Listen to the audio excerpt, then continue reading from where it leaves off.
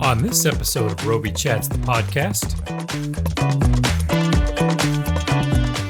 I was in charge of 3 nightclubs in Chicago. When I say normal people don't understand what we do, it's very much true. This industry is forever changing. Learn everything you can. Lighting designer, Joshua Schultz. Welcome back to Robe Chats, the podcast. I'm your host once again, Brian Matthews. And as you can see, we are once again broadcasting here at Soundcheck, Nashville at our annual Robe Lighting Open House with AWO Lights and Anolis. This is our official season 2 of Robe Chats, the podcast. We started it here last year, and now I'm excited on season 2 to be joined here by lighting designer Joshua Schultz. Joshua, thank you very much for taking time to sit and chat with us. Anytime.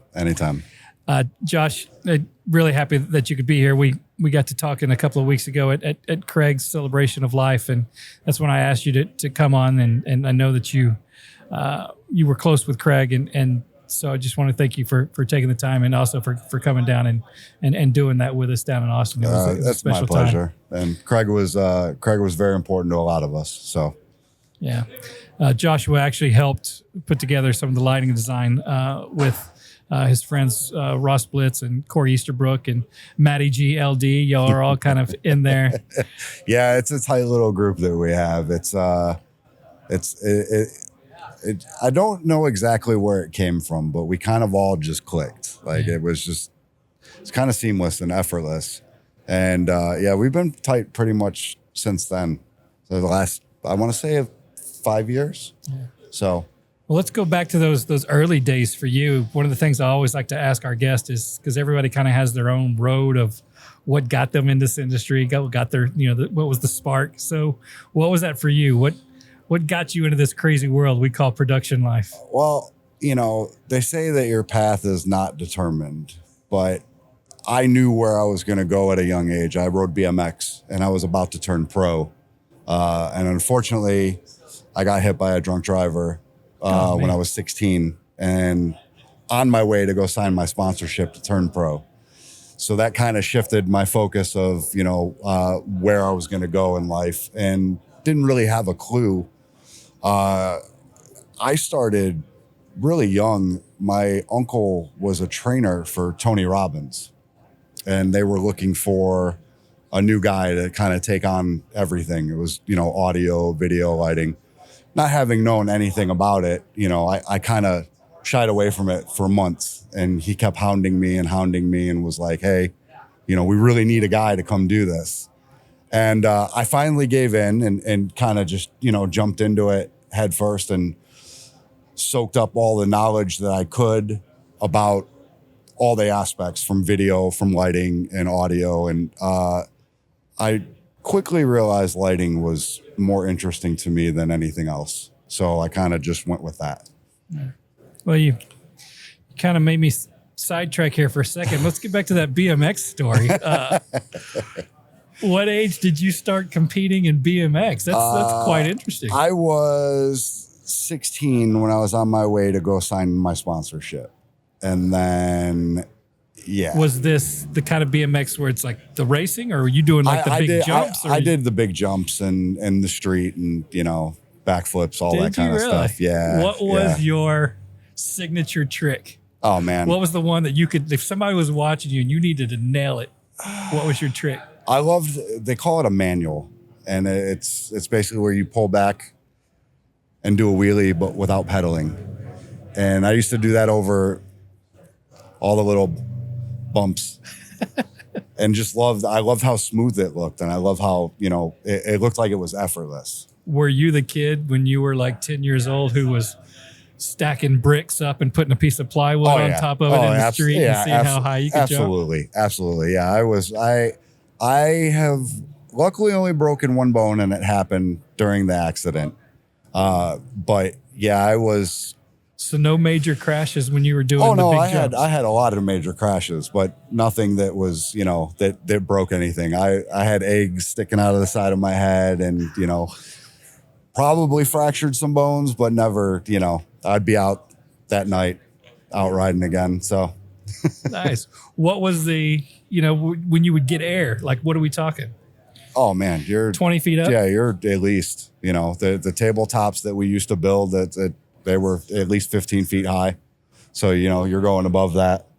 I remember one time we got cocky and put a garbage can on top of it, and we're like, oh, if you can clear that, then you're good. And I ended up overshooting it, came down nose first, So yeah, good times. So a career in lighting was far less dangerous, supposedly. I mean, hey, either way, it could be dangerous, But yes, I never knew that about you. That's very interesting. Yeah. All right, so we'll get back to the original story. You said that you were doing audio, video, lighting, and lighting just kind of spoke to you in that way. What was it about lighting that made you go that direction? When I started, there wasn't shape generation. There wasn't the console wasn't really friendly as far as building looks and building your show. And I think that's what I loved most about it, was that I had to create something from nothing. And then to see it go from, okay, it's in my head, to the end result of it playing back through the fixtures. I think I really love that aspect of it. And I think that stuck with me. Because, to this day, I still love building my shows and, not necessarily letting the console do all the work for me. Right. So once you made that decision to go into lighting, what was that first sort of gig that gave you that, that break, if you want to call it that? I was in charge of 3 nightclubs in Chicago. Oh, okay. So I would bounce back and forth all week to all these different nightclubs and program. One of the clubs was out in the suburbs, and at the time, there was a radio station that would always broadcast from there. So it was a big deal. And I used to call into the radio station and hype it up, like when I was sitting there midday just programming. And this was back when, the high-end system controllers that you would take, and they only controlled, X amount of lights. And we had 40-something track spots, 4 cyber lights, data flashes, emulators. So I had to take all those controllers individually and, bring them out to the dance floor and program that set of lights, and then bring it back and, just keep repeating the process. But yeah, that right there kind of sealed it for me. And, it showed me the other aspect of the industry as well, of, the nightlife and, the good times that can be had. But from there, I just kind of reached out to different companies. I worked with performance lighting for a while in Chicago. I worked for a company called Live Sound International. And I pride myself, I've always been independent, and I'm to this day still am, and that's basically how it all started. So I know you've worked with, like Corella and Violet Femmes, and now most recently you're working now for a long time. You've been working with the Turnpike Troubadours. Yep. How did you get hooked up with them? How did that gig come about? Honestly, that came through BobNet. It was very random, and one of those very rare things that we all joke about BobNet, and what is this for, and who benefits from it. And it was a cold call from BobNet. Really? And I responded, and that was 3 years ago. And it's the best decision I've made in my career. I absolutely love the band. I love the guys. They take really, really great care of us. And so. And you guys play a lot. That's a pretty rigorous schedule. It's a lot of shows. It is. We started. I want to say we started about 75, 80, and we're always adding. So I don't really have a number of how many we'll do in a year, but it's all Weekend Warrior, which is at my age where I'm at now and where I'm at in my career. I prefer that. I don't miss the days of being on the road, 9, 10 months on the, at a time. Yeah. So since you've been with the band for so long, and now that you really kind of know them as artists, and know their musicalities probably in and out, in your sleep. When it comes to designing their shows, what's that sort of process like for you? What kind of shows do they like to see lighting wise? It's for me and for the band. It's their when I came up with the design, I didn't want to take focus away from the band, because at the end of the day, it's not about production with them. It's about the music and it's about them. So I wanted to have a little bit of that flash and that, you know, that wow factor for the crowd, which I love to get involved with. Their fans know every word to every song, you know. So I try to pull them in with the rig and include them in as part of the show. Yeah. But at the end of the day, I don't want to take focus away from the band. So, well, when you're out there, you know, on this road and understanding that it is, you know, like you were saying, it's hard when you're, you know, when you're on the road 9 months out of the year. What is it about this industry that keeps you motivated and keeps you wanting to create? What is it that you love most about this crazy world that we're in? It's got to be the fans. I've always said that if I ever lose my pre-show butterflies, then that lets me know that I'm coming to an end. And to this day, I still get them. The rush of, you know, go for house lights and that first note hits and that, you know, that crowd pops, and it's all of that. The whole experience of being a part of somebody's life, but them not even knowing what it is you do or who you are. Right. And I love that, and, you know, being in the shadows and playing a part in that. So Is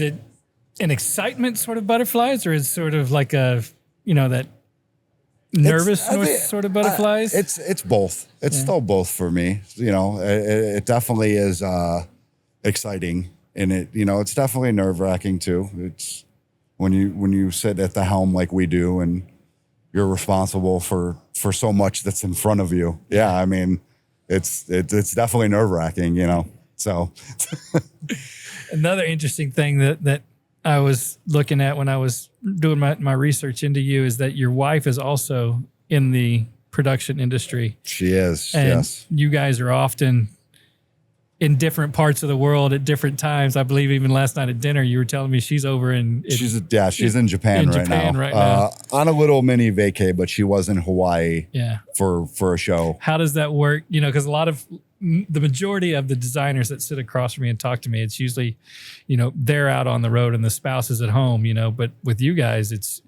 you're both kind of out there at the same, you know, doing the same kind of thing. How does that play in a relationship? You know, I'll be honest with you. I've been in relationships, and when I say normal people don't understand what we do, it's very much true.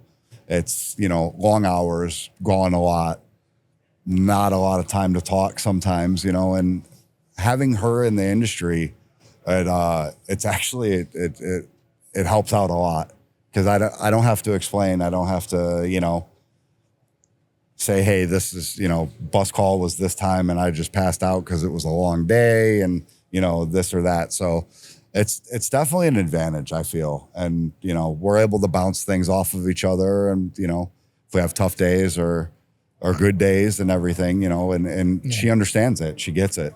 So. Well, for two people that are in the production industry and understanding that how much work goes out, you know, of you, how much it takes out of you when you're out there on the road working, when you guys are off the road and you happen to be at home together at the same time, what's that like? What do you guys do to decompress? Is it just silence? You know, I remember when she first started, and after her first show, a string of shows, she came up to me and she's like, I get it now. And I'm like, what do you mean? And she goes, I get why you're so tired when you come home. And she's like, I'm exhausted, you know? So it's not silence, but we kind of, you know, have our own way of adjusting back into the world and what we do to, you know, I always told her I need a day when I come back, whether it's, you know, I'm gone for the weekend or I'm gone for 3 weeks. And, you know, she's the same way, and she gets that now.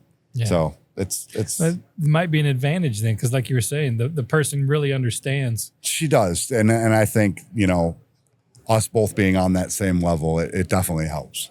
So maybe this is all you single people in the production life, find another person in the production life. It may go easier. Yeah, I mean, it could go either way for you. That's true. It could go either way. Another thing that I like about your story, and you and I were talking about this before we hit play and go on the cameras. In an industry that is so, it would seem to be so singular, right? There's one lighting designer, one show, one artist, the artist. You kind of have this group camaraderie. We talked about it earlier with the guys that you were down in Austin with, but it goes deeper. Like Jamie Fadden. You guys are all sort of like this part of this little, group of camaraderie people that give each other support. Just kind of talk a little bit about what that means to you and why you find it so significant to have that sort of support system within the industry, as opposed to the outlook of singularity that some designers might have. I think we all suffer from imposter syndrome at the end of the day. Some of us feel maybe, hey, what we're doing isn't the best, or maybe we're going about it the wrong way. Having those guys in that group have your back essentially and tell you, hey man, what you're doing looks great, or you're doing a great job and I'm really proud of you, and that means the world. Like I spent a lot of my career in that single, hey, it's me and I'm by myself, and nobody else is going to get in or through these walls, and being able to let that down and Maddie and Ross and Corey, I love those guys to death. Like ever since we all met each other, it's just, we all clicked. Yeah. And I think that's rare in this industry, especially, you'll meet maybe one or two people and you have that relationship, but to have a core group like that, it means the world to me. It's awesome. Well, when you guys are kind of bouncing ideas off each other, what's that sort of, is it a what you might call a pitch session? Are you guys kind of throwing ideas? Hey, what if I did this? What do you think it would look like, kind of thing?